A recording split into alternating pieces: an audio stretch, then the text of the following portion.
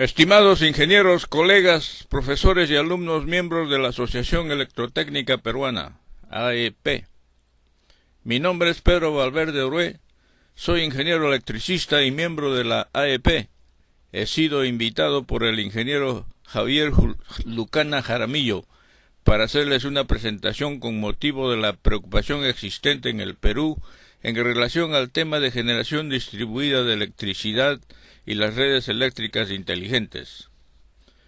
El tema que voy a tratar se titula Hacia una generación distribuida de energía eléctrica en el Perú mediante redes inteligentes de potencia eléctrica. La agenda de la presentación es la siguiente. Trataré del compromiso internacional del Perú para ayudar a combatir el calentamiento mundial. Enseguida, la realidad energética nacional, los riesgos para el sistema hídrico peruano, la generación distribuida de energía eléctrica en el Perú usando generadores fotovoltaicos, eólicos, centrales hidroeléctricas, VSM, el cual es un concepto nuevo, y storage. También trataré sobre la visión del nuevo sistema eléctrico peruano para el año 2030, lo cual consistiría en redes inteligentes de potencia eléctrica, incorporando generación con reactores nucleares a sal de torio derretido en fluoruro líquido. Posteriormente, también avanzaré una visión futura de un mercado sudamericano EIM de energía eléctrica para el año 2050. El compromiso internacional del Perú ante las Naciones Unidas fue para ayudar a combatir el calentamiento mundial, y esto fue adquirido en París, en la reunión de la COP21, el año 2015, diciembre del 2015. Y a la fecha, este compromiso ha sido firmado en las Naciones Unidas, tanto por el Perú como la mayoría de otros 195 países asistentes a las reuniones mencionadas. Mediante la firma de un documento llamado INDC, que traducido del inglés significa Contribución Planificada Determinada Nacionalmente, todos los países firmantes se comprometieron durante el mes de noviembre del 16 a realizar acciones de reducciones de emisiones de gases causantes del calentamiento de la superficie terrestre. Esto se ha hecho con el objetivo de asegurar que para el año 2050 la temperatura de la Tierra permanezca debajo de 2 grados centígrados, sobre los niveles preindustriales del siglo XVIII. Casi simultáneamente con la fecha de la firma de documentos de compromiso durante el mes de noviembre del año pasado, precisamente el 8 de este mes, se realizaron las elecciones presidenciales de los Estados Unidos, en las cuales salió elegido Donald Trump. Este acontecimiento es relevante porque el señor Trump es un multimillonario excéntrico que ha declarado un rechazo total a la existencia del fenómeno del calentamiento mundial. Es más, él ha repudiado el acuerdo de las Naciones Unidas en París ocurrido en diciembre del año 2015 y ha objetado el reconocimiento de los compromisos firmados por todos los países durante la realización de la última reunión de la COP22 en Marruecos. Es más, el señor Trump ha amenazado con eliminar la representación que tienen los Estados Unidos ante las Naciones Unidas, cortando su contribución económica a esta organización mundial.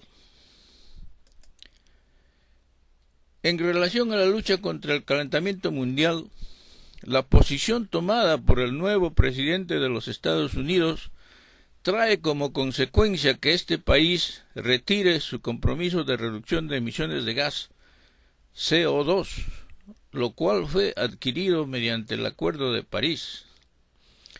Este hecho, tal como indica el presente gráfico, propiciaría que durante los próximos 8 años de la presidencia de Trump, las emisiones de gas CO2 de los Estados Unidos aumentarían en 52 gigatoneladas, en lugar de ser reducidas, tal como prometió el documento de INDC de los Estados Unidos.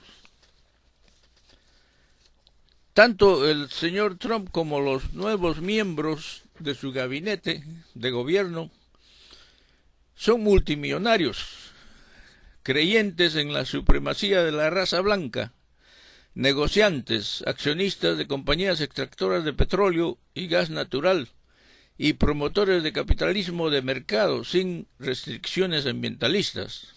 Por lo tanto, se espera que en lugar de ayudar a combatir el calentamiento mundial, estos señores tratarán de hacer dinero durante los años que dure la presidencia de Trump.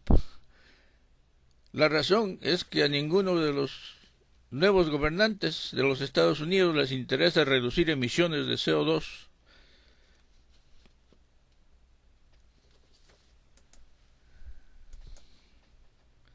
Con el objeto de visualizar la gravedad del uso de combustibles fósiles realizado por los seres humanos, este gráfico muestra las emisiones anuales de gas CO2 de cada país, así como también muestra el total de emisiones de este gas para el periodo del 2010 al 2040. Aunque el gráfico no lo muestra, hay que notar que a pesar de que tanto los Estados Unidos como el Japón y los países de la Unión Europea tienen cada uno un total de población menor al medio millón de habitantes, en conjunto emiten menos gigatoneladas de CO2 que la China y la India, que tienen poblaciones de más de 1 billón de habitantes de cada uno. Debido a que las emisiones de CO2 provienen del uso de combustibles fósiles derivados del petróleo, el gas natural y el carbón de piedra, se puede inferir que los Estados Unidos, el Japón y los países de la Unión Europea usan mayor energía per cápita, y la China y la India usan menos energía per cápita. Pero por tener una población numerosa, son estos dos países los mayores emisores de CO2 a nivel mundial. A los 5 países que son los mayores emisores de gas CO2 se les ha bautizado como países ecopecadores, porque con sus emisiones de gas están pecando al causar daño ecológico a nuestro planeta.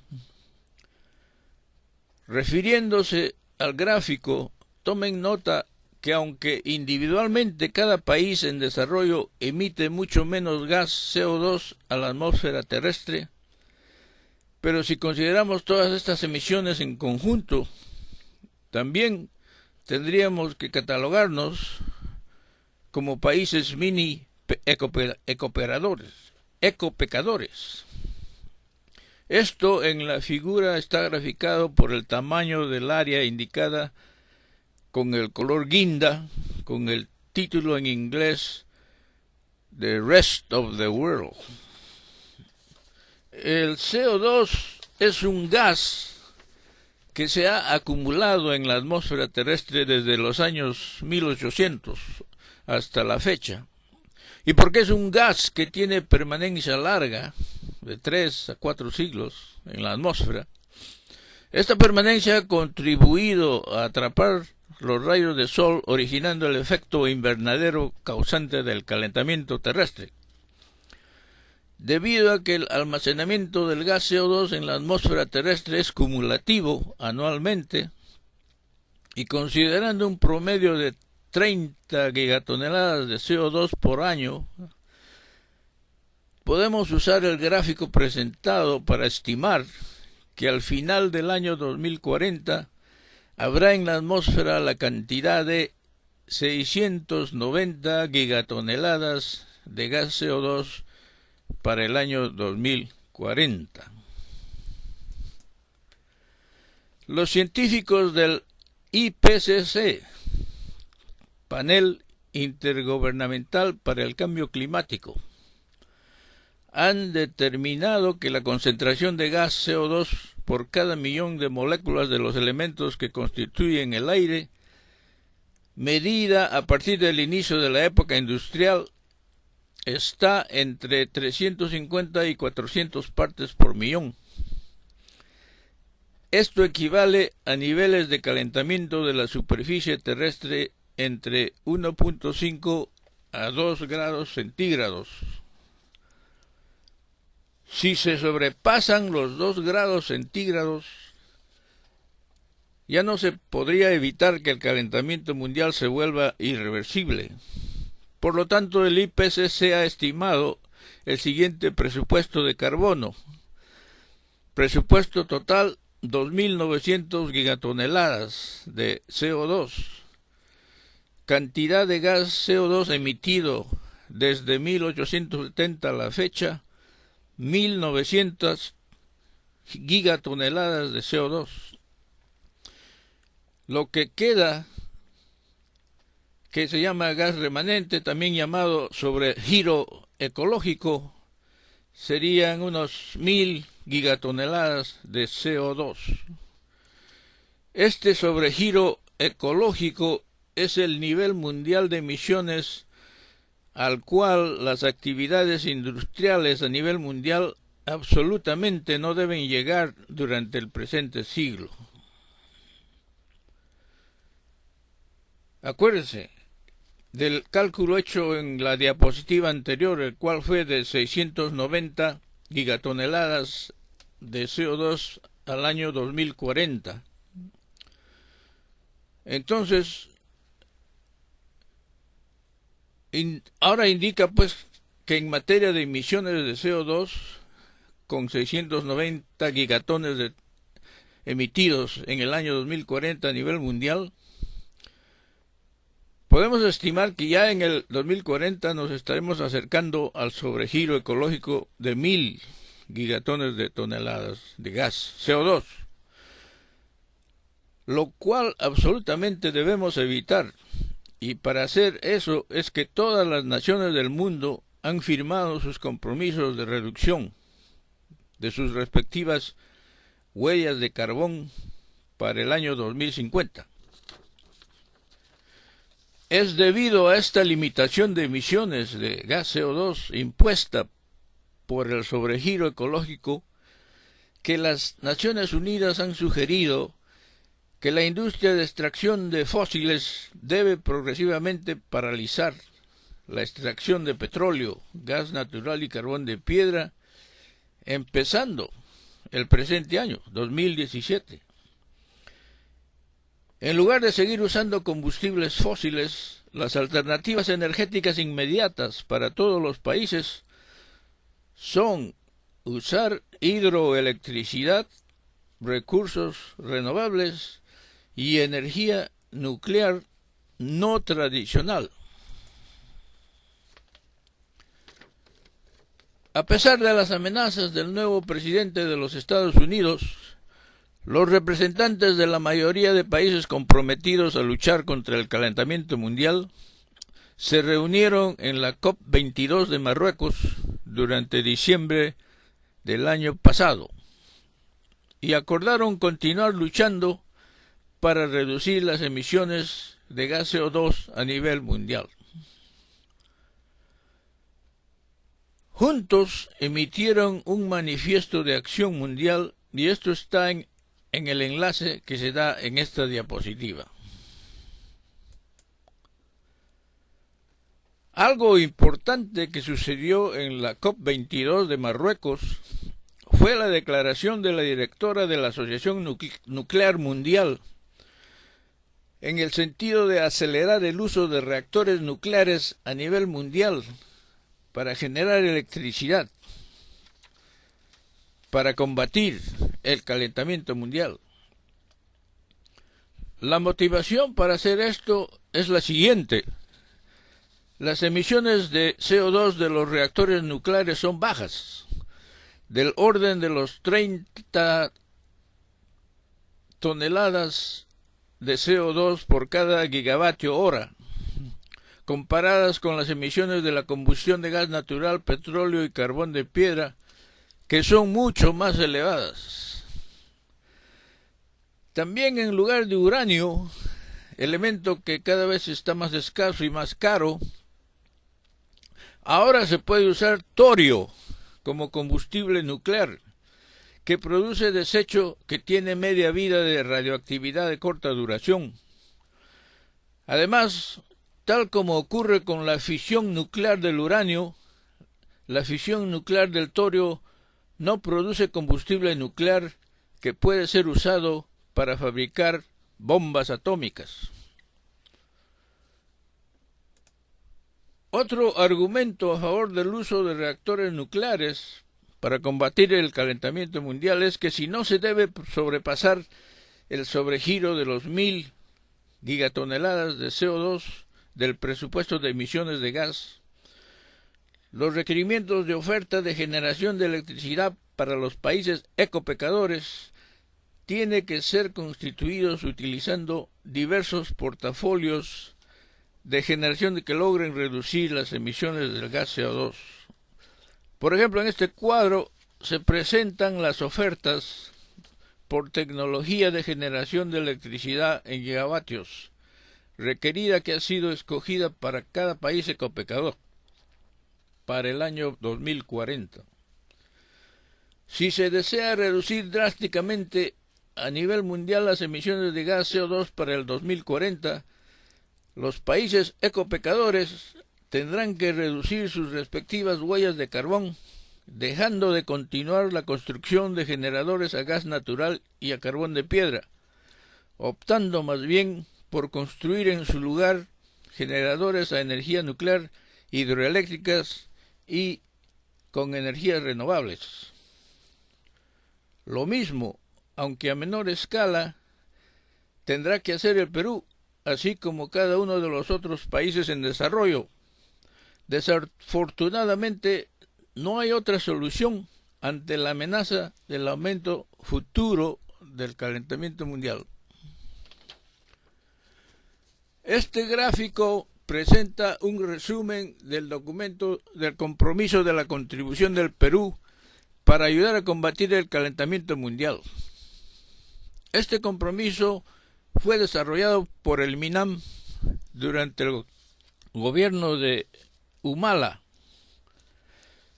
En los próximos 5 años, este compromiso debe ser iniciado y hecho efectivo por el nuevo gobierno de PPK. Los gobiernos posteriores también han quedado comprometidos. En el presente gráfico, el documento desarrollado por el MINAM del gobierno anterior indica que la reducción de la huella de carbón del Perú, denominada BAU, se hará utilizando varios escenarios del 1 al E3 durante el periodo del 2016 al 2030. Al finalizar las reuniones de la COP21 en París, el MINAM comunicó a las Naciones Unidas que el Perú contribuiría con una reducción del 30% del total de su huella de carbón durante el periodo mencionado. La huella de carbón del Perú al 2030 se estima que será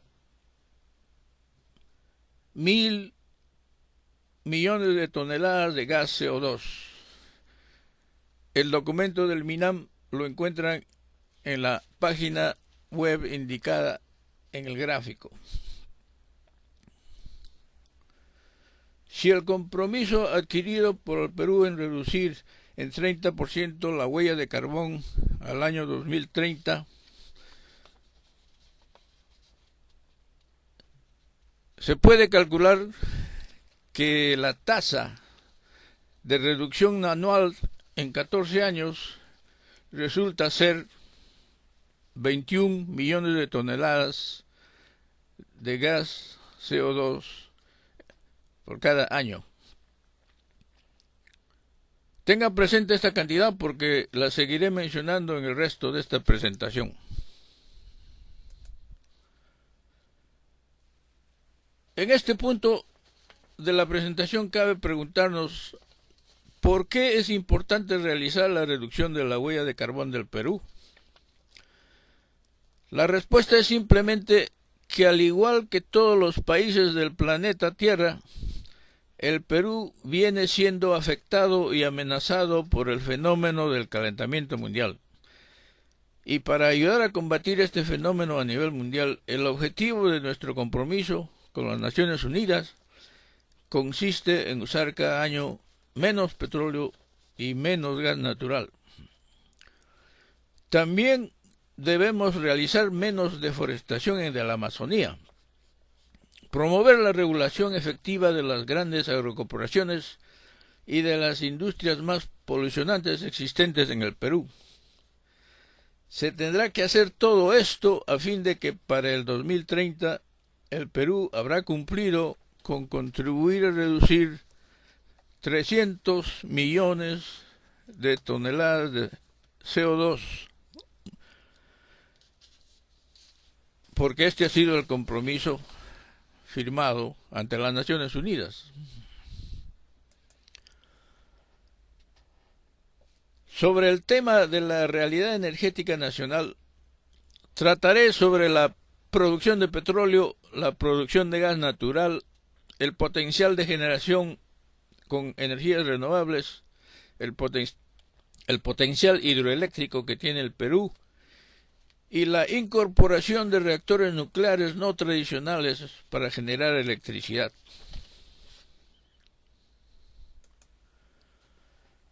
El historial de la producción de petróleo está mostrado en este cuadro titulado Producción de petróleo en el Perú, donde se muestra que la producción del petróleo durante la década pasada y hasta el día de hoy ha tenido una tendencia decreciente. Desde el año 2005, con 75.5 miles de barriles por día, ha venido bajando a 58 millones de barriles en el 2015. Durante el 2016, la situación de descenso de producción ha sido igual. El diario El Comercio de Lima reportó en su edición del 30 de enero de este año que la producción del 2016 fue de 40 millones de barriles diarios y que el mismo año las compañías concesionarias petroleras habían abandonado la búsqueda de petróleo en 16 lotes. Actualmente se tiene que seguir importando 85 millones de barriles de petróleo crudo y 40 millones de barriles de diésel. Si no se encuentran mayores reservas, tal vez sería mejor paralizar los proyectos de exploración de este recurso energético. Si hacemos esto, hay que preguntarnos, ¿qué pasaría con el proyecto de la refinería de Talara? En relación al gas natural, allá por el año 2004, el diario El Comercio publicó este mapa, el cual indicaba las reservas de gas natural de varios países sudamericanos.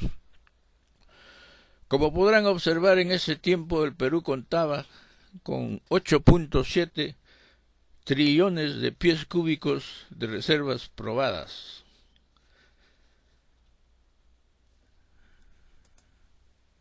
El 18 de octubre del 2016, el diario El Comercio de Lima reportó que el presidente PPK dio la noticia que las reservas de gas natural de Camisea están entre 10.3 TPC en el lote 88 y entre 3 a 4 TPC en el lote 58. El 26 de noviembre del 2016, el diario Comercio reportó que el ministro de Energía y Minas, Gonzalo Tamayo, dijo que las reservas del gas natural del lote 18 eran 3.9 TPC.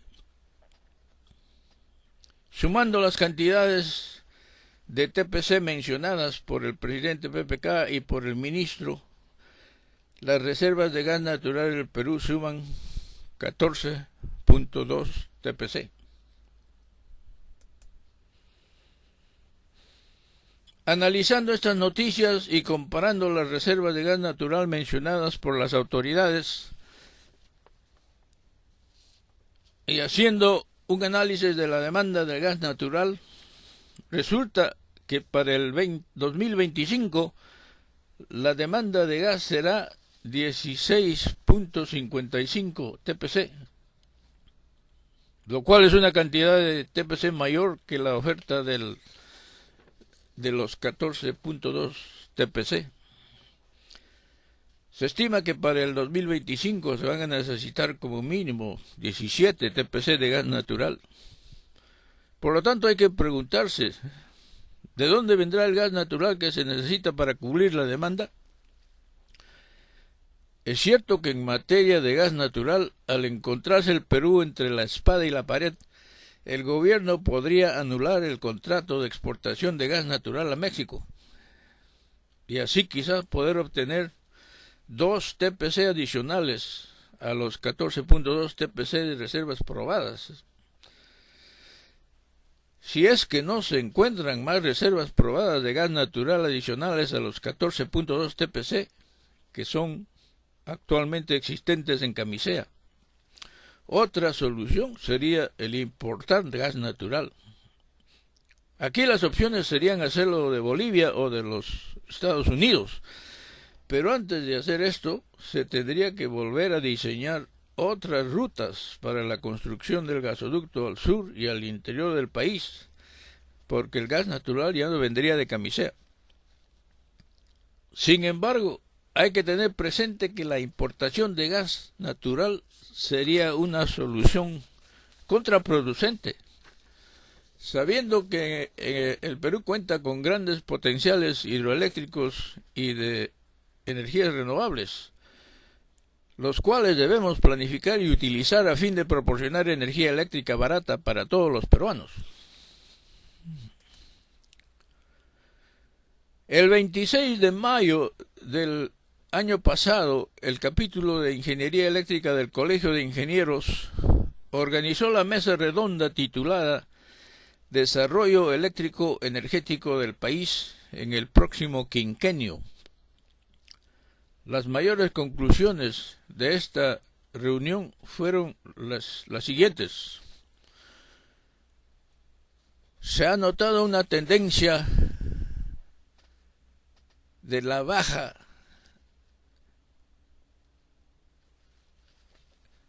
de energía eléctrica, del costo nivelado de energía eléctrica de las energías renovables en megawatt hora. Debemos utilizar el potencial hidroeléctrico y el potencial de los recursos de energía renovable. Hay que impulsar el desarrollo eléctrico rural,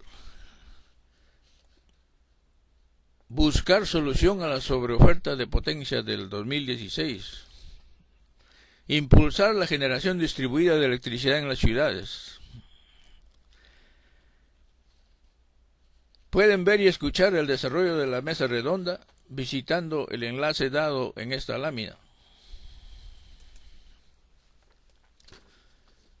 La generación distribuida de energía eléctrica sobre la cual se habló en la mesa redonda mencionada es un concepto tecnológico actualmente muy usado en los países que han decidido luchar contra el calentamiento mundial, eliminando el uso de una matriz energética basada en combustibles fósiles.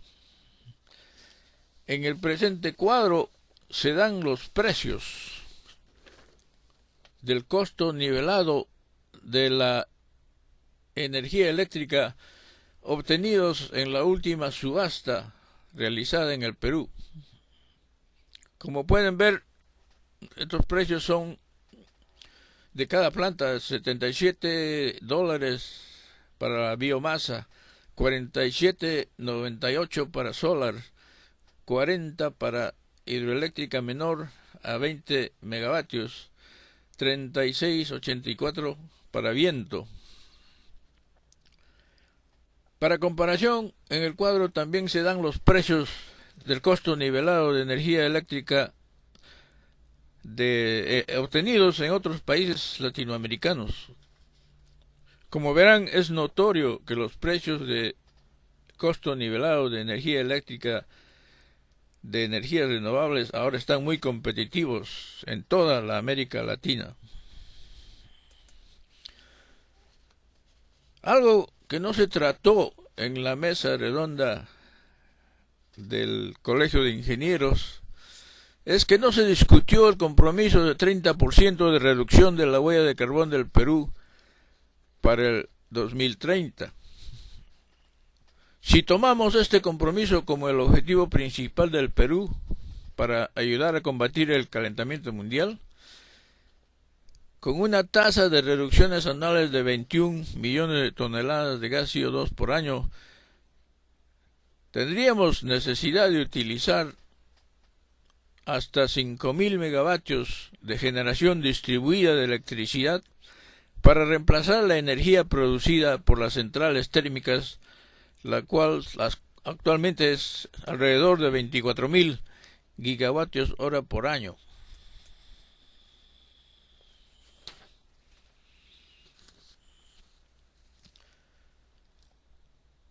Si en caso se preguntan por qué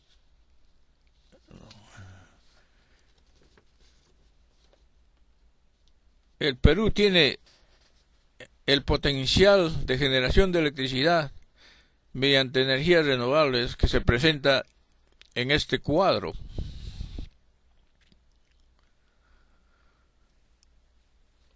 la razón es que geográficamente nuestro país está cercano al Ecuador y posicionado entre los 10 a 15 grados de latitud. Estos son los grados de inclinación de los paneles solares orientados hacia el norte cada vez que son instalados en el Perú.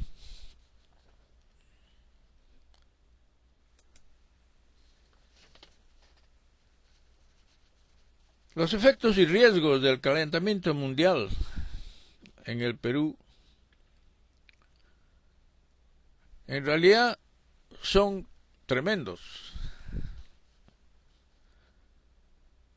En Inglaterra existe un centro Tyndall, que se dedica nada más que a estudiar todos los efectos posibles a nivel mundial sobre el calentamiento mundial. Y ellos han determinado que en Sudamérica, después de Bangladesh y Honduras, el Perú es uno de los países más vulnerables a los efectos del cambio climático.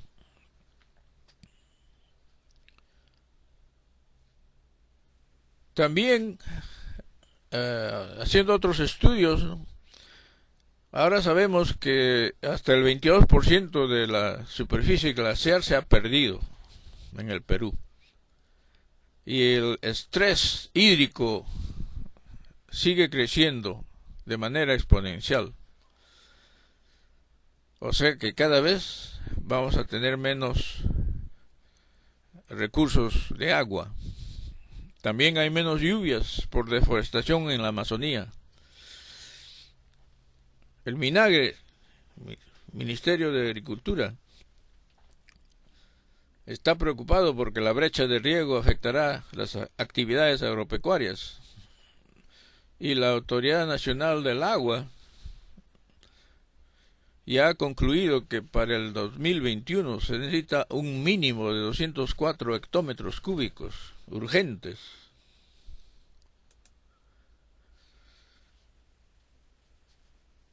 El estrés hídrico futuro afectará tanto la hidroelectricidad y la agroexportación. Con menos hielo en los glaciares y menos lluvia debido a la deforestación de la Amazonía, las plantas hidroeléctricas serán afectadas. Y por supuesto, como la pérdida de superficie glaciar sigue aumentando, continuamente perderemos hasta 40%, 70% para el 2050.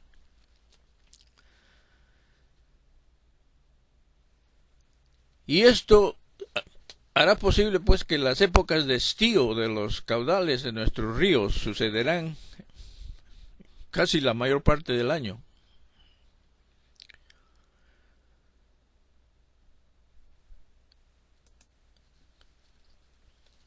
El Banco Mundial se ha pronunciado al respecto del problema de estrés hídrico, no solamente en el Perú, sino a nivel mundial.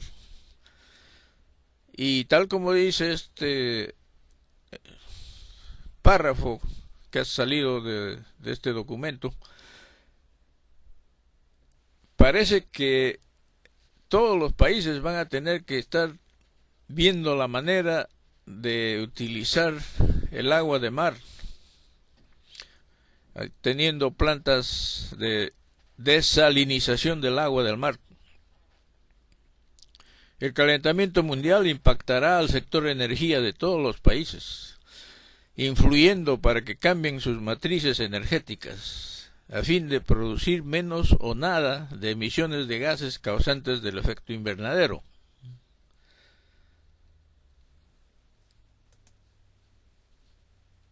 Entonces, todo lo que está sucediendo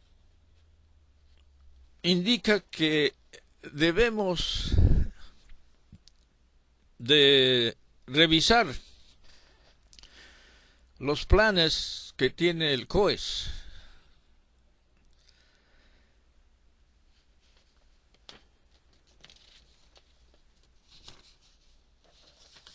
Y al hacer esto, en este cuadro que viene de los documentos del COES,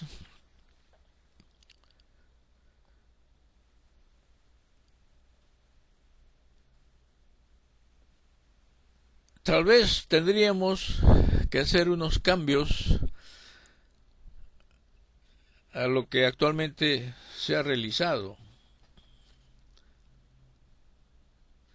Este cuadro de la clasificación de oferta de potencia en megavatios para el Perú indica hasta 7000 megavatios en centrales térmicas y 238 megavatios en energías renovables.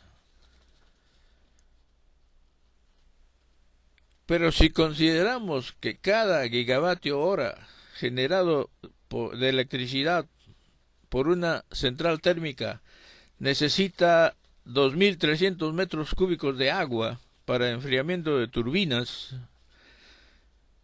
si a esto se le agrega la emisión de gases CO2 que emiten las centrales térmicas, lo cual es 429 toneladas por cada gigavatio hora generado en una central térmica, da la impresión que con 7000 megavatios de potencia adicional en centrales térmicas en el Perú, no podremos cumplir con el compromiso de reducción del 30% de huella de carbón para el año 2030. Una solución que se podría intentar realizar sería utilizar una combinación de generación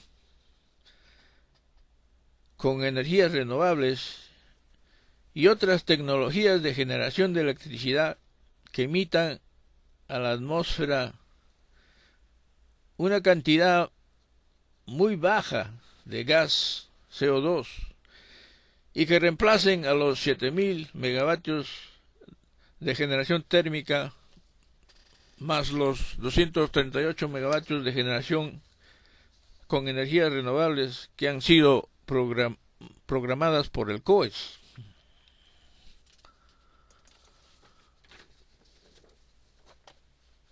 En este cuadro se presenta un listado de los proyectos de centrales térmicas que en el cuadro anterior se presentó en forma global por un total de 4.941 megavatios.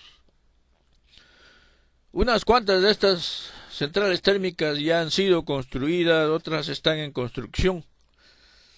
Mayor información pueden obtenerla en el enlace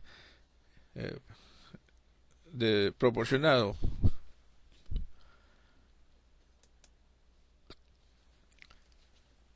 ¿Qué podemos hacer entonces con la actual sobreoferta de potencia?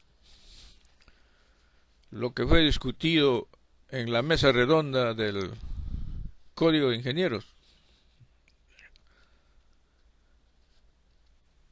Como verán, este gráfico indica que la sobreoferta puede seguir aumentando hasta 5.000 megavatios al final del 2017.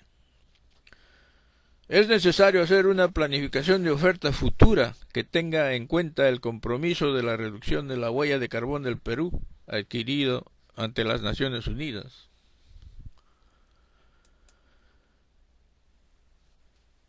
En cuanto a la oferta, mi sugerencia sería utilizar la actual sobreoferta de potencia para iniciar la eliminación progresiva de las centrales térmicas que ya están operando usando gas natural y otros combustibles provenientes de fósiles.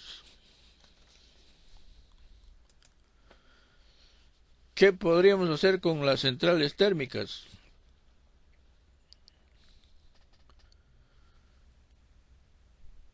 Si se desea progresivamente paralizar el funcionamiento de estas centrales, el gobierno podría enfrentar ciertos problemas legales porque muchas de estas centrales térmicas han sido adjudicadas en concesión a inversionistas mediante contratos a largo plazo.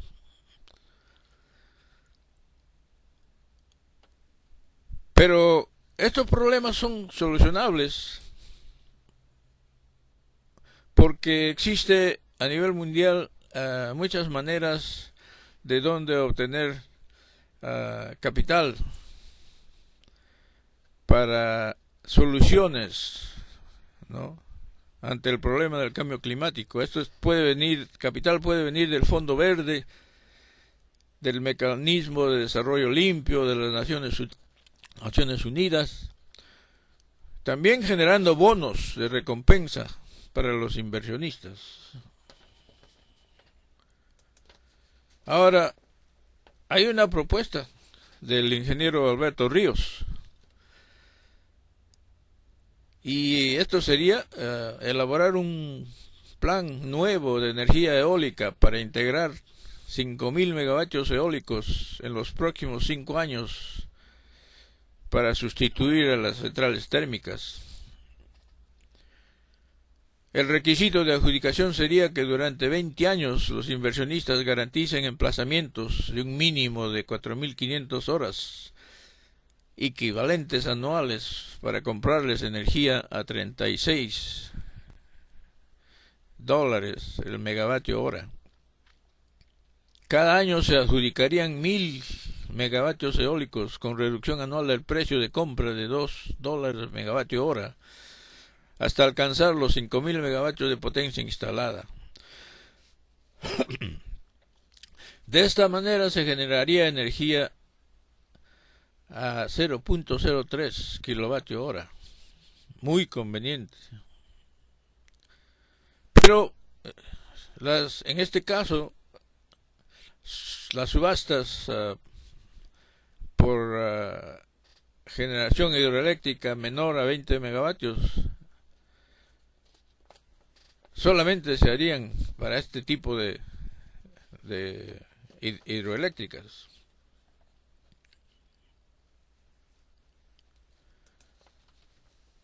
Existen varios proyectos hidroeléctricos que se podrían planificar y construir a corto y mediano plazo. Sin embargo, la mayoría de ellos, de una u otra manera, afectan el hábitat y el medio ambiente de poblaciones indígenas, lo cual hay que tener en cuenta haciendo las consultas previas necesarias. Uno de estos es el proyecto Cheque, que revisando los documentos del COES no aparece en el. Y este es un proyecto que a la vez que puede dotar 600 megavatios de hidroelectricidad, también podría solucionar el problema del agua,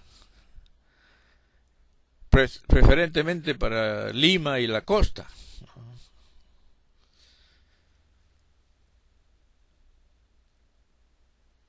El proyecto consiste en la derivación de 18 metros cúbicos por segundo de aguas del lago Junín. Esta agua sería bombeada utilizando un túnel a la quebrada de Santa Eulalia, donde se instalaría la central hidroeléctrica y una planta de tratamiento de agua potable, la cual serviría para los dos márgenes del río Rímac.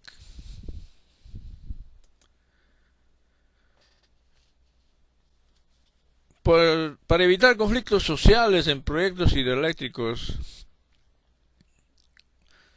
se podría implementar esta sugerencia: educar a la comunidad en el sentido que mediante un contrato, inversionistas explotarían el proyecto durante 20 a 30 años.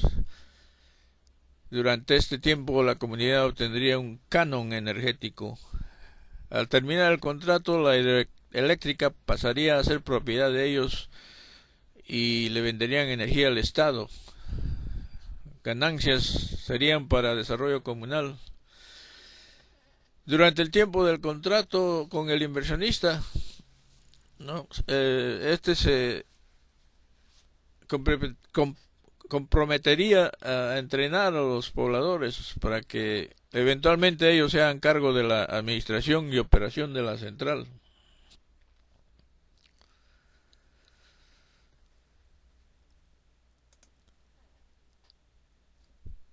Otros proyectos que el COES podría considerar realizarlos es el proyecto de Pampas Verdes. Es un proyecto de iniciativa privada, pero es importante para el Perú porque además de proveer energía eléctrica y desarrollar la agricultura en Ayacucho, Ica y Arequipa, podría proveer de 3.000 a 5.000 gigavatios hora de energía eléctrica por año, lo cual se podría utilizar para las nuevas minas que se piensan explotar y también para la expansión de algunas de las minas actuales.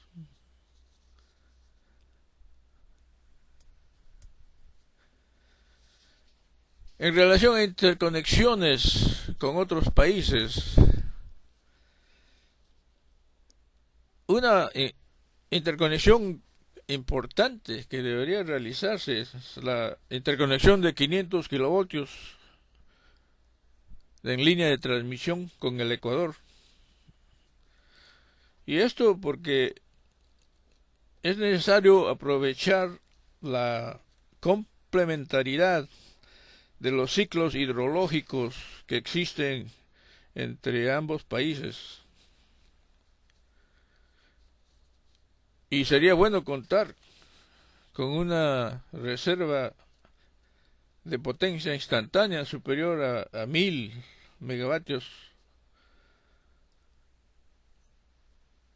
Otro proyecto importante, sobre todo para la región de Iquitos, sería el proyecto Mazán, una central de 540 megavatios, con una línea de transmisión de 500 kilovoltios de Moyobamba a Iquitos. Este proyecto ya tiene todos los estudios realizados y podría de alguna manera ayudar si en caso se presenta el problema de escasez de energía.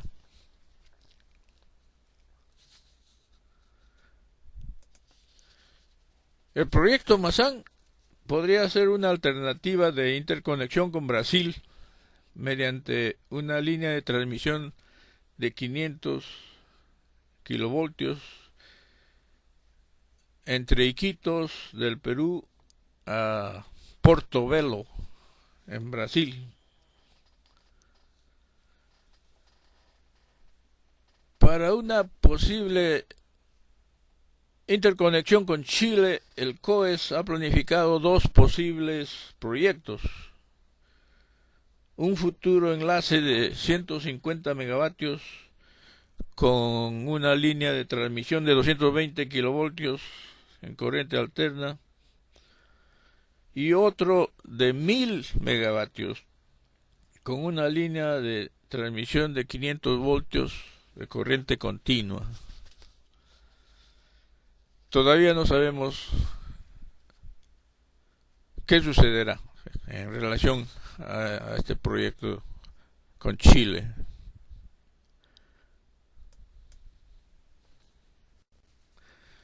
En asuntos de electrificación rural hay un montón de proyectos, pero uno que podría ser muy interesante y solucionaría un gran problema sería la instalación de microredes rurales basadas en centrales fotovoltaicas, storage, redes de transmisión a retorno por tierra, bombas de calor y albergues para combatir el friaje en zonas rurales que están entre los 3.500 a 5.000 metros sobre el nivel del mar y a menos 40 grados centígrados.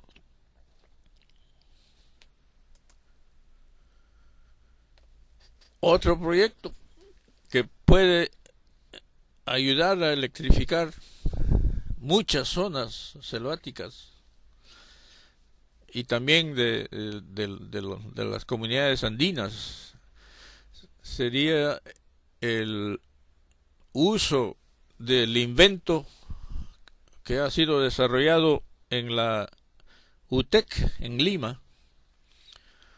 Y esto se trata de un equipo que le han llamado planta lámpara.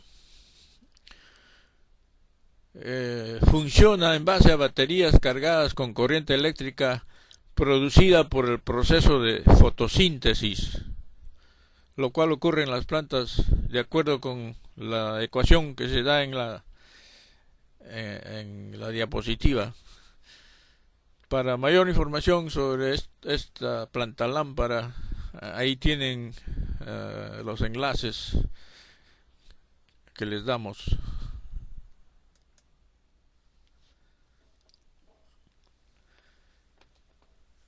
Entonces, ¿qué es lo que se puede hacer para ayudar a reducir la huella de carbón del Perú entre el 2017 al 2050? Eliminar progresivamente el uso de centrales térmicas, promover la construcción de edificios verdes, usar hidroelectricidad y biocombustibles para el transporte público masivo particular, usar cocinas eléctricas, hornos a microondas y a inducción magnética, activar el teletrabajo, o sea, utilizar las redes de comunicación, ¿no? De educación a distancia es algo importante, ciclismo, iluminación artificial con LEDs, instaurar el impuesto a las emisiones de CO2 y construir redes inteligentes de potencia eléctrica, realizando a la vez la educación masiva del uso de la generación distribuida de energía eléctrica mediante energías renovables, VSM, storage, hidroelectricidad y reactores nucleares no tradicionales.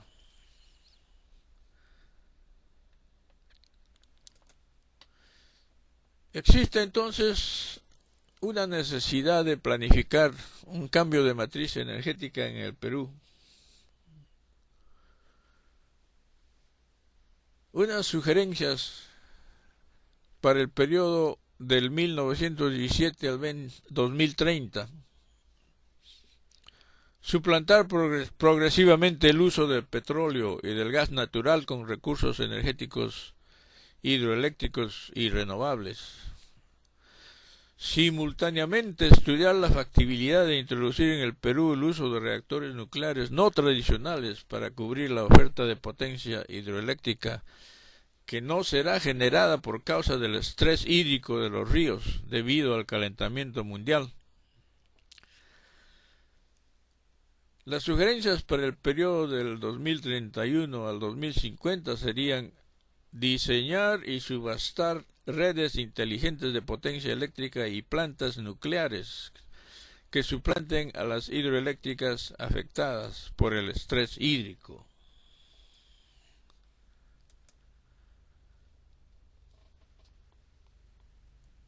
Hablemos entonces de la generación distribuida de energía eléctrica. Actualmente, tanto los sistemas centralizados generadores de electricidad como el que tenemos en el Perú y también los sistemas distribuidores pueden conectarse con sistemas de energía renovable para generar electricidad en forma distribuida. Tratándose de combatir el calentamiento mundial, los generadores de energías renovables, tanto solares y eólicos, son los más económicos para interconectarse con centrales hidroeléctricas y nucleares. Para controlar el voltaje, la frecuencia, la inercia virtual y el amortiguamiento dinámico de la interconexión de cada recurso renovable, se usan tecnologías VSM, las cuales vamos a explicar. El control de la variabilidad de la generación solar y eólica es mitigada utilizando sistemas de acumulación de electricidad a batería llamados también storage, lo cual también vamos a proceder a explicar. ¿Qué son las tecnologías VSM? VSM viene del inglés Virtual Synchronous Machines. En español significa máquinas sincrónicas virtuales. Han sido inventadas para hacer que los inversores de corriente continua o alterna de los recursos renovables puedan ser virtualmente interconectadas en paralelo con los generadores sincrónicos convencionales existentes en una red inteligente de potencia eléctrica. Esto hace que la generación de los recursos renovables sea despachable, asegurando la estabilidad y la confiabilidad de la generación distribuida de energía eléctrica.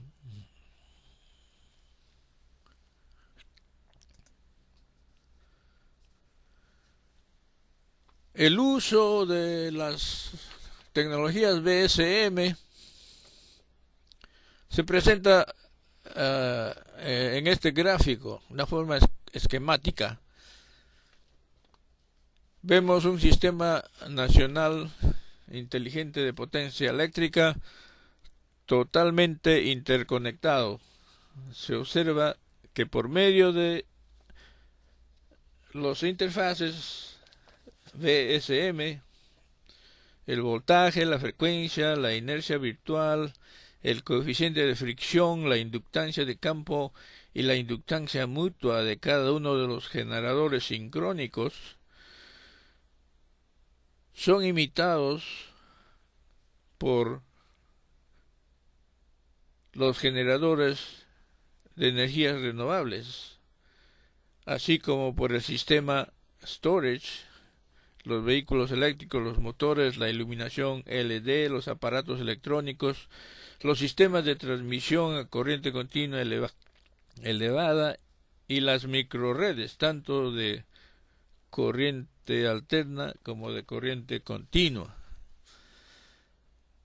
Una información más detallada sobre cómo es posible hacer esto la consiguen en el enlace que les presentamos en este cuadro.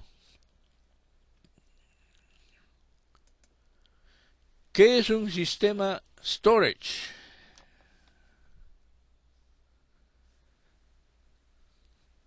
Es un sistema de acumulación de electricidad que trabaja como mediador entre la variabilidad de la generación de electricidad con red y sus correspondientes cargas. La energía eléctrica en el sistema storage trabaja moviéndose a través del tiempo. Storage facilita que la energía eléctrica generada durante un tiempo pueda ser usada en un tiempo posterior. Aquí les muestro un ejemplo del trabajo de un sistema storage. El gráfico presenta una curva de demanda. Durante el periodo de 8 a.m. a 2 p.m. la demanda sube a 3.200 kilovatios. La batería, que un tiempo anterior ha sido cargada, se descarga durante el intervalo de 8 a.m. a 2 p.m.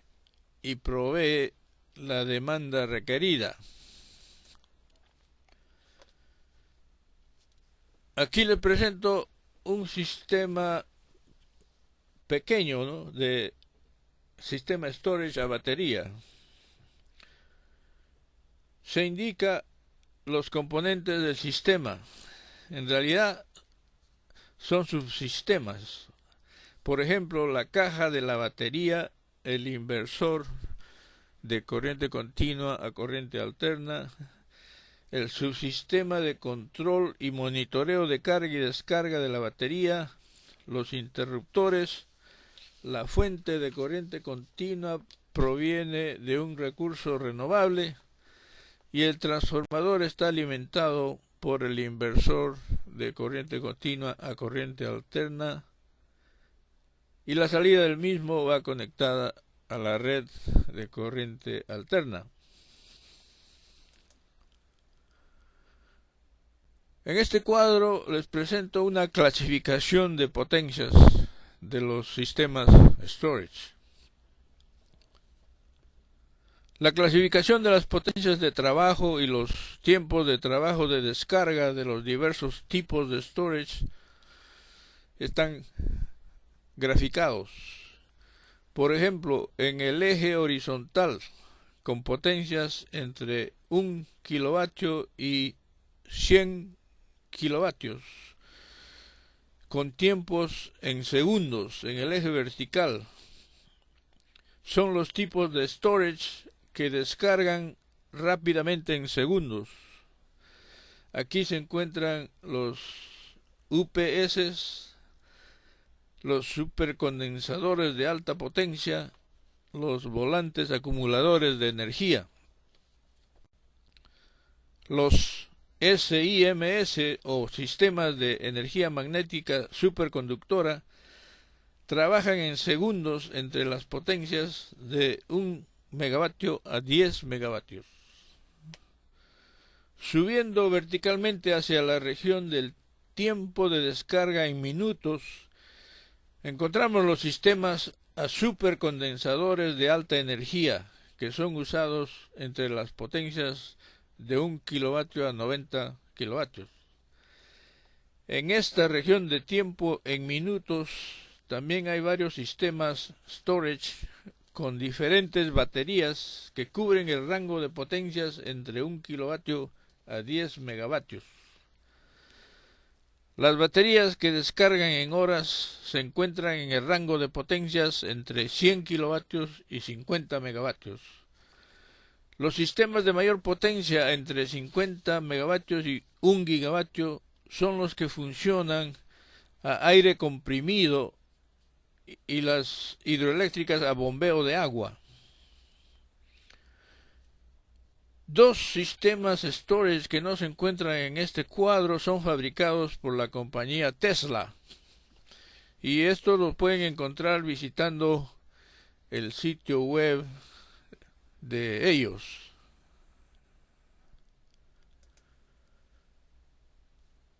Aquí les presento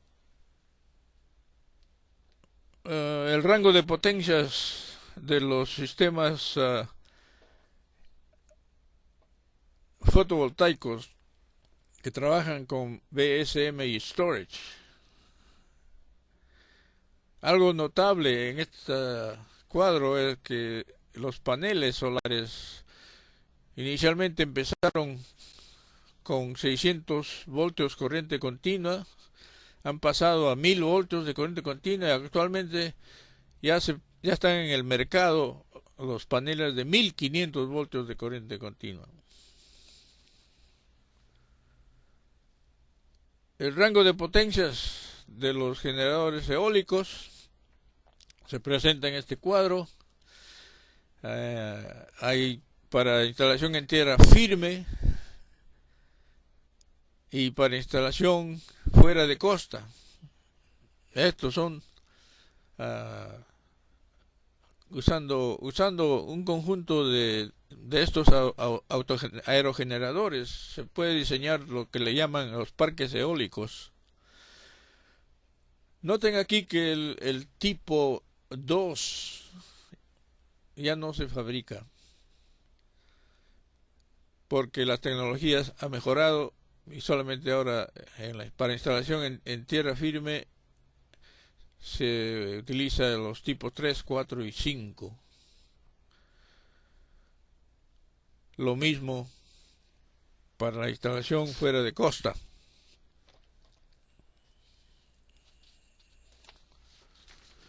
En esta lámina les presento algunos vehículos eléctricos que están ahora en el mercado. Pueden obtener mayor información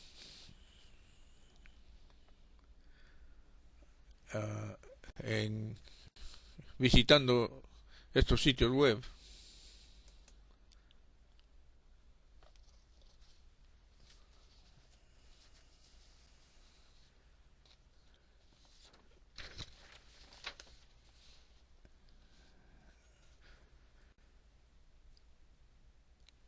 Aquí les presento los beneficios que se pueden conseguir con la distribución de energía eléctrica con recursos renovables, VSM y storage. En los sistemas nacionales de alta tensión se mejora la confiabilidad mediante microredes y gestión de la demanda. Y también los sistemas renovables de gran potencia ahora son despachables. Algo importante es que pueden postergar la repotenciación de línea de transmisión de alto voltaje. En sistemas de distribución de baja tensión reducen los costos de distribución permiten la instalación de sistemas fotovoltaicos detrás del medidor de las distribuidoras. Y el storage inyecta energía a la red de distribución. Los usuarios que tienen sus recursos renovables, solares sobre todo, son compensados con dinero o crédito. Y también los usuarios reducen o eliminan su máxima demanda. Y permiten usar tarifas FIT con medición neta y gestión de la demanda.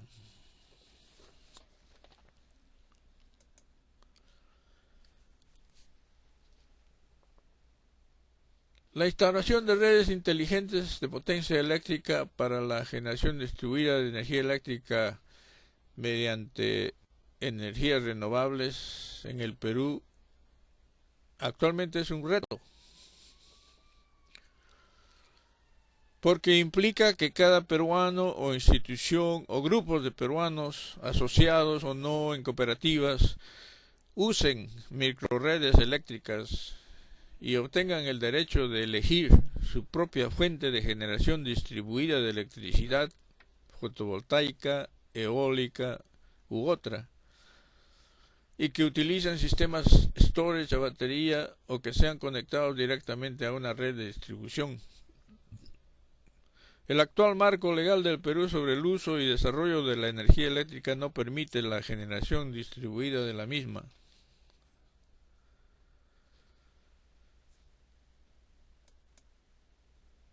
Por lo tanto, podemos tener hasta dos conclusiones. La primera sería que para lograr vencer el reto mencionado, el actual sistema de distribución de potencia eléctrica del Perú debe descentralizarse. Los usuarios de las tecnologías de generación de electricidad basadas en recursos renovables deben tener derecho a conectar o no conectar a voluntad sus generadores con energías renovables a las redes eléctricas, que actualmente son controladas por las compañías distribuidoras. Al hacer esto, los peruanos no deben perder su derecho voluntario de permanecer o no en condición de usuarios de los servicios de electricidad. La segunda conclusión sería que la generación distribuida de energía eléctrica requiere del uso de nuevas tarifas de retroalimentación de los sistemas con energías renovables a las redes de las compañías distribuidoras.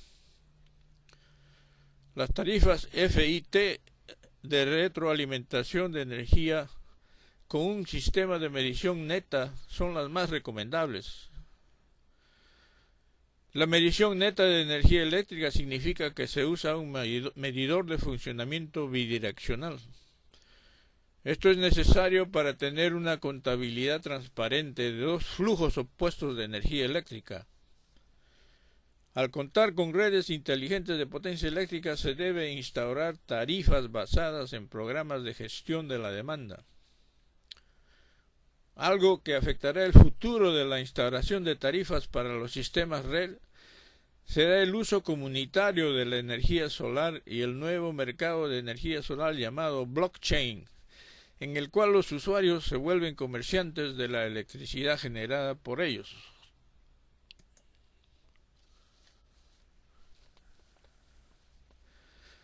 Las barreras legales para la instauración de la generación distribuida de energías eléctricas mediante energías renovables, BSM y storage en el Perú se dan en este cuadro.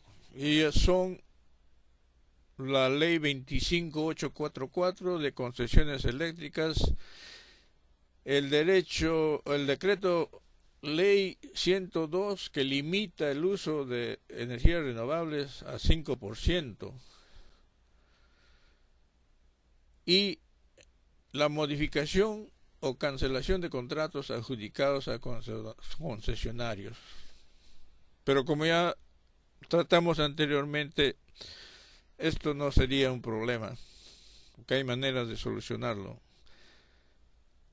Los asuntos legales sí van a tener que pasar por el Congreso, las leyes peruanas, etcétera.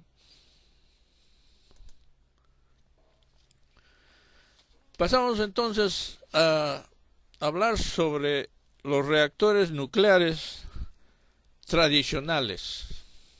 Después hablaremos sobre los no tradicionales. Los reactores nucleares tradicionales, la única ventaja que hasta ahora tienen es que producen emisiones bajas de gas CO2. Casi están a la par con las emisiones que producen las hidroeléctricas. 29 toneladas de CO2 por cada gigavatio hora. Pero sí tienen muchas desventajas. Una de ellas es el licenciamiento largo, construcción y licenciamiento largo. Su costo nivelado de energía eléctrica por megavatio hora está entre $92, $132, muy por encima del costo nivelado de energía eléctrica de las energías renovables y de las hidroeléctricas. Cada 2 años estas centrales, reactores necesitan más de un mes de costoso mantenimiento y reabastecimiento de combustible nuclear, el cual está basado en plutonio 239, es un isótopo del uranio. Necesitan 5.000 metros cúbicos de agua por cada gigavatio hora generado. Y producen desecho de plutonio 239 radioactivo de vida media mayor de 20 milenios y de gestión de desechos muy onerosa. Resulta excesivamente caro la gestión de los desechos. ¿Qué hacer con los desechos? ¿Dónde ponerlos? ¿Dónde guardarlos? Seguridad. Y el desecho tiene plutonio 239, que es un material nuclear que se usa para fabricar bombas atómicas.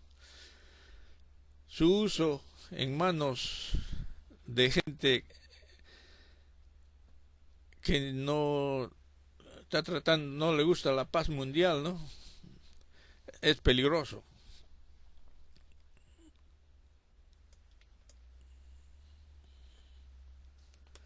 Este cuadro muestra las diferentes generaciones de reactores nucleares tradicionales. Los pertenecientes a las generaciones 1, 2 y 3 prácticamente ya han sido decomisados o dados de baja. Para el periodo 2017-2030, varios países han planificado construir reactores nucleares tradicionales de generaciones 3 más y 4. Pero estos reactores han sido planificados para usar la tecnología de reactores de espectro rápido. Por lo tanto, como esta es una tecnología que se ha venido usando desde hace 70 años, es posible que los reactores de generaciones 3 Plus y 4 ya no se construirán. También debido a que los reactores tradicionales utilizan o el uranio altamente enriquecido o el uranio bajamente enriquecido en reactores a presión alta de 70 atmósferas y con temperaturas de 350 grados centígrados, el pronóstico es que quedarán solamente en diseño.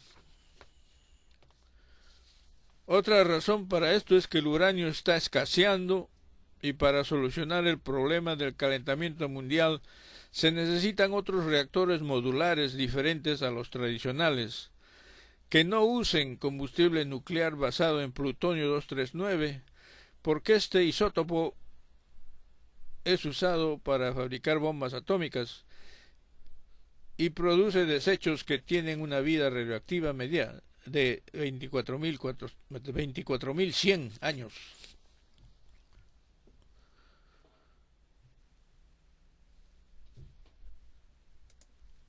Sobre el uso de los reactores nucleares no tradicionales.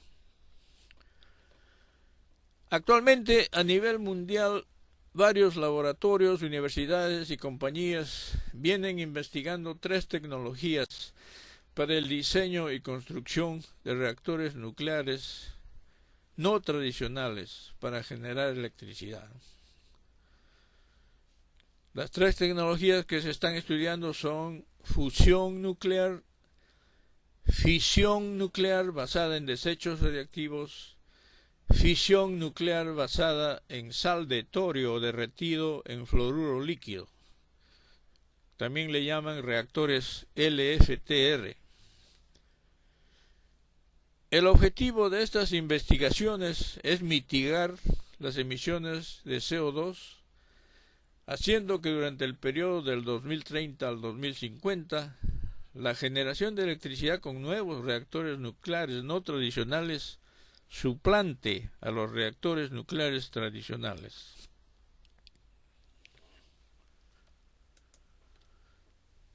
Hablando de la fusión nuclear, consiste en fusionar deuterio y litio convertido a tritio mediante una reacción nuclear controlada para producir helio.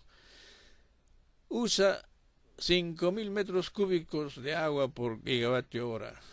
La reacción se utiliza o se realiza a 150 millones de grados centígrados y esto es algo de mantener activamente durante un tiempo largo debido a que hasta ahora los investigadores no encuentran materiales que aguanten temperaturas elevadas.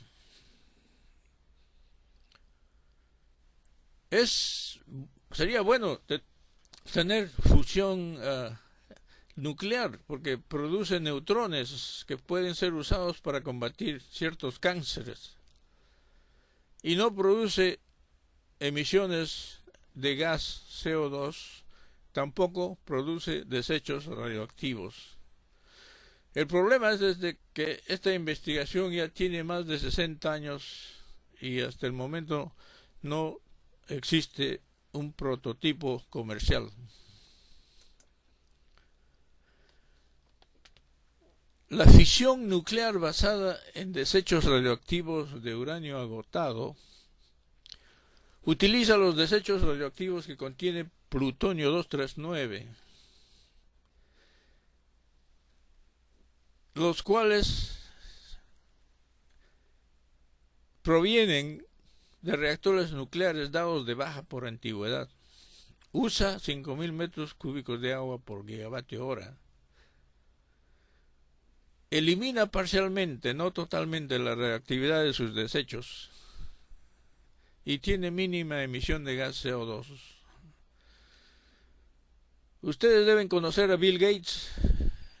Bill Gates, fundador de Microsoft, está actualmente financiando este tipo de reactor nuclear usando una nueva tecnología llamada reactor a onda viajante.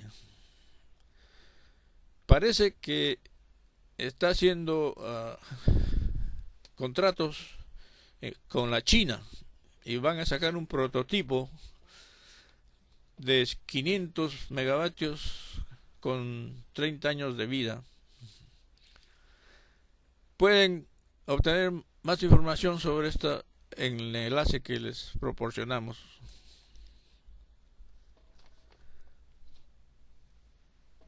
Este es un diagrama de la fisión nuclear basada en sal de torio derretido en fluoruro líquido.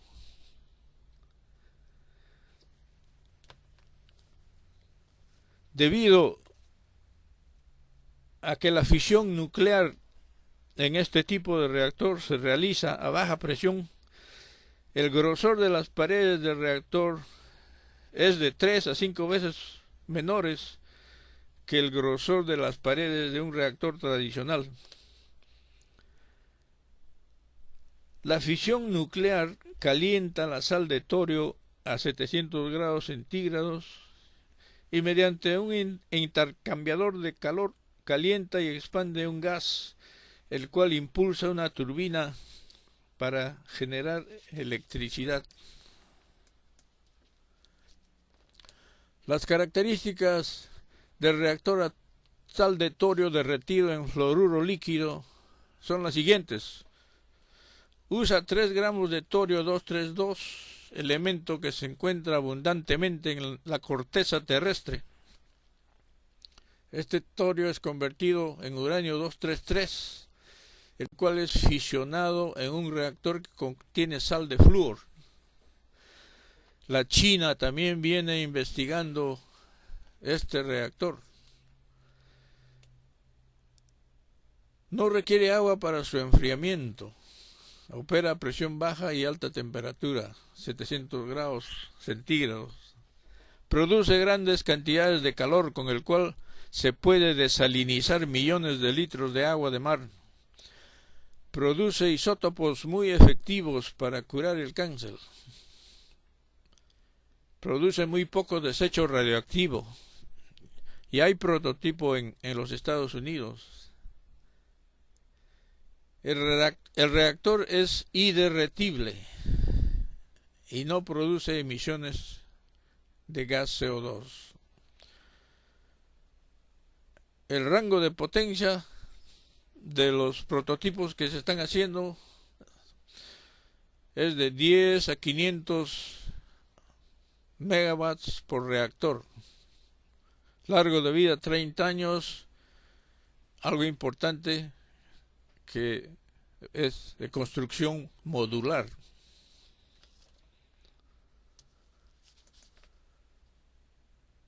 No hay problema en relación a encontrar torio. El torio se encuentra por todo el mundo. Hay torio para 1000 años.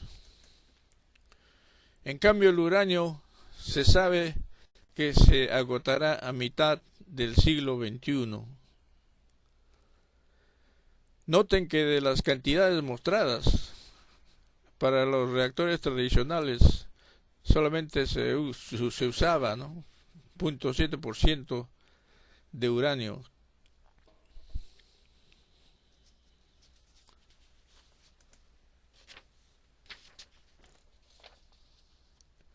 En comparación del costo del uranio, el costo del torium es prácticamente cero.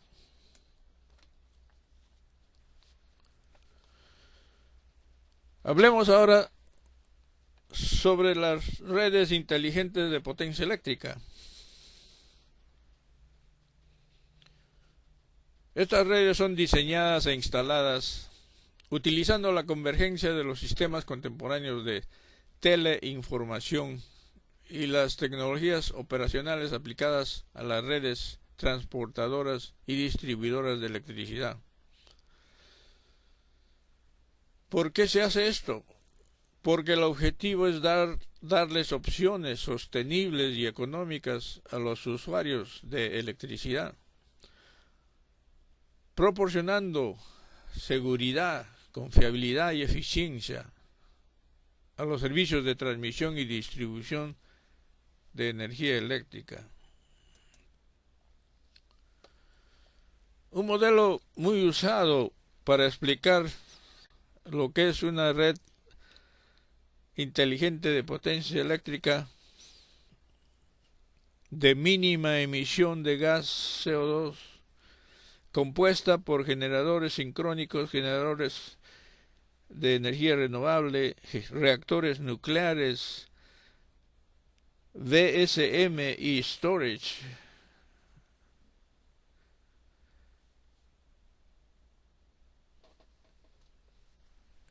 Consiste o hace que una red inteligente sea hecha posible con la adición de redes veloces de telecomunicación. Aquí tenemos la generación, la transmisión, distribución y el uso de un sistema eléctrico, a este sistema lo volvemos inteligente poniéndole un control, servicios, amplificando el mercado y conectando todo eso con redes de teleinformación.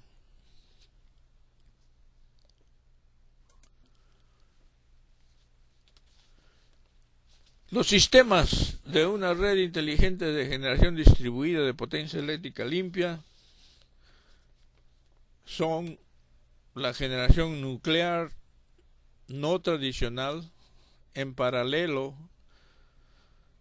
con la hidroelectricidad, energías renovables, con BSM, storage, las redes modernas y veloces de telecomunicación electrónica, una infraestructura de medidores inteligentes y programas automatizados para realizar la gestión de la demanda. Y por supuesto, una buena base de normas técnicas.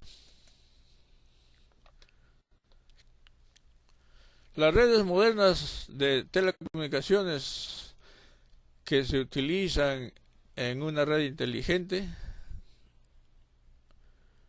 pueden ser cualquiera de las que se presentan en este cuadro. Lo que se necesita es alta velocidad y alta confiabilidad.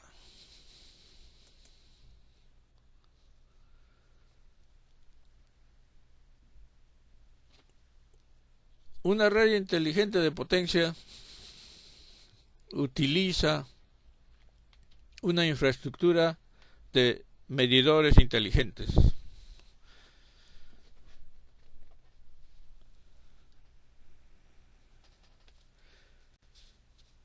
Estos medidores trabajan con comunicaciones electrónicas digitales en dos sentidos. Simultáneamente reciben y envían información entre el centro de control y los usuarios. Además de la información concerniente al consumo de energía, también manejan información tarifaria relacionada con programas de gestión de la demanda, pero las acciones de estos programas se realizan a voltajes altos y medianos.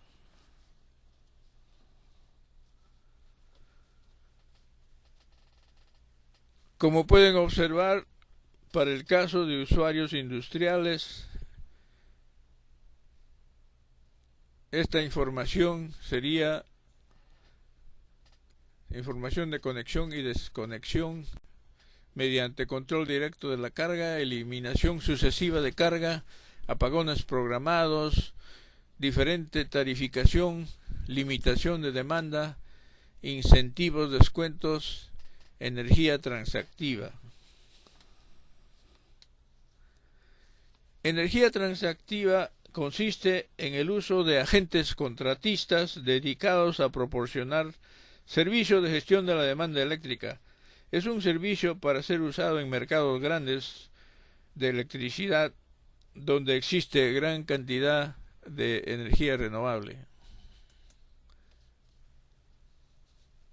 Gestión de la demanda para usuarios residenciales. De la misma forma que para los usuarios libres o industriales, los medidores inteligentes manejan los programas de gestión de la demanda para los usuarios residenciales. Las acciones se realizan a bajo voltaje. Últimamente los usuarios dueños de generadores de electricidad con recursos renovables están promoviendo la instauración del sistema blockchain mediante el cual pueden vender y comprar electricidad limpia entre varios usuarios conectados a las redes de distribución.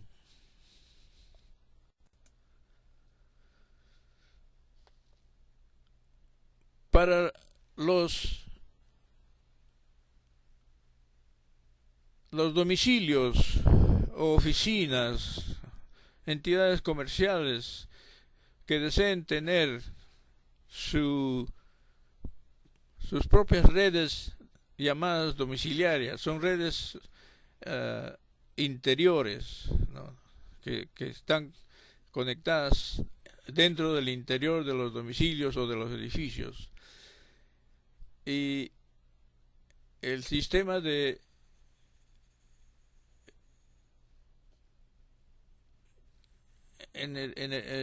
redes inteligentes tiene una sección que se llama redes HANS.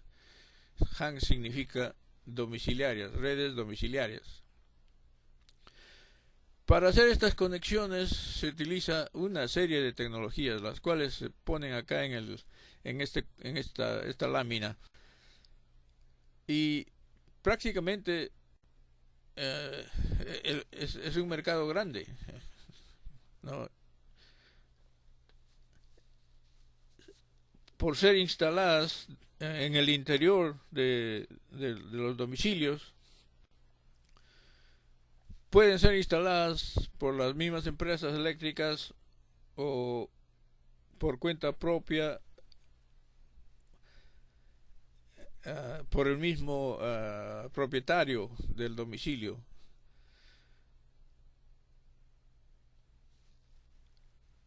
Si visitan este enlace, pueden encontrar cómo trabaja una red domiciliaria dentro de un domicilio.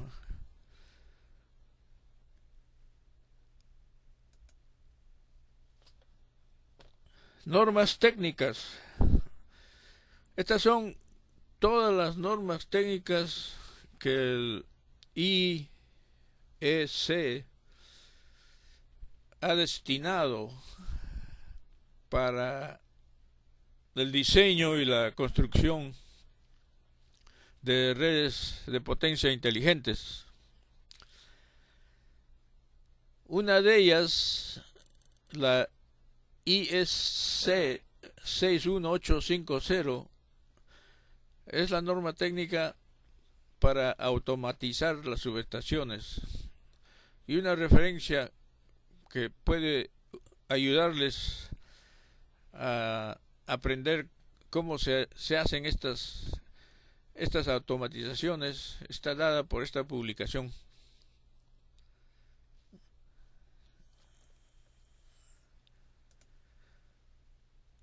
Entonces hemos llegado a la parte donde podemos hablar sobre una visión de un sistema peruano de redes inteligentes de potencia eléctrica para el año 2030, lo cual se haría usando hidroelectricidad, energías renovables con BSM, storage y reactores nucleares a base de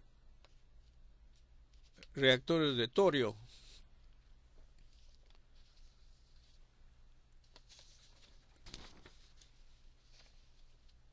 Y por supuesto, este sistema ya no utilizaría generadores a combustibles provenientes de petróleo, el gas natural y el carbón de piedra.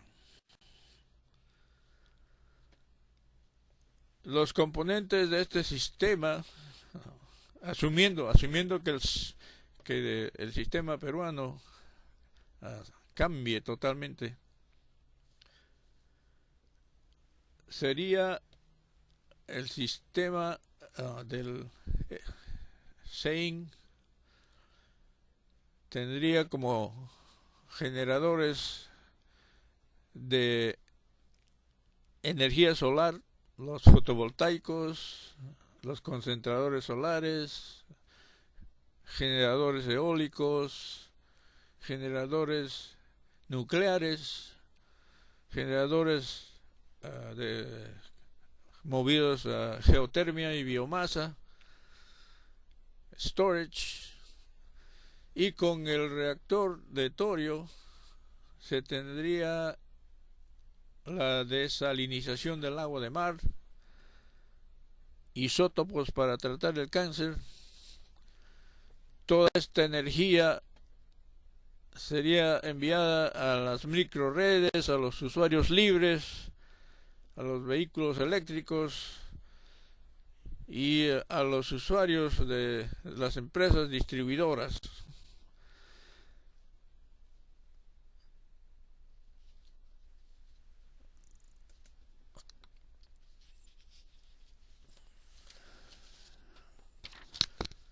Ahora, si el mismo modelo de sistemas de redes inteligentes de potencia eléctrica que se ha expuesto en esta presentación, en la cual se ha usado sistemas de generación distribuida de electricidad limpia, se aplica a los otros países sudamericanos, entonces se podría conformar con todos ellos un mercado de desequilibrio energético llamado EIM. El desequilibrio energético de este mercado es expresado en una ecuación tal como generación actual menos generación programada. En este tipo de mercado, la diferencia entre países independientes y países miembros del mercado es la siguiente. Los países independientes actualmente balancean su generación y su demanda de electricidad por su cuenta, cada uno. En el mercado que propongo, el EIM, es el mismo mercado que despacha recursos entre los países y balancea la distribución de la energía. Mayor información sobre este mercado pueden obtener en este enlace.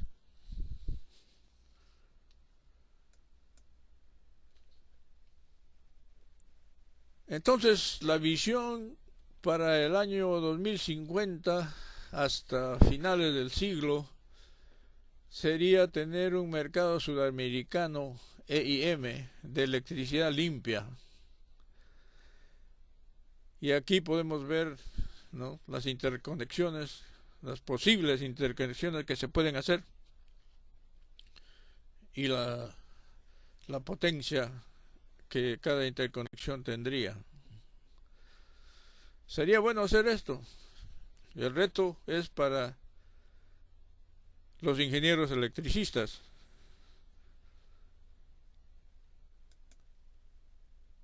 Es todo lo que puedo ofrecerles en esta presentación. Gracias por su atención.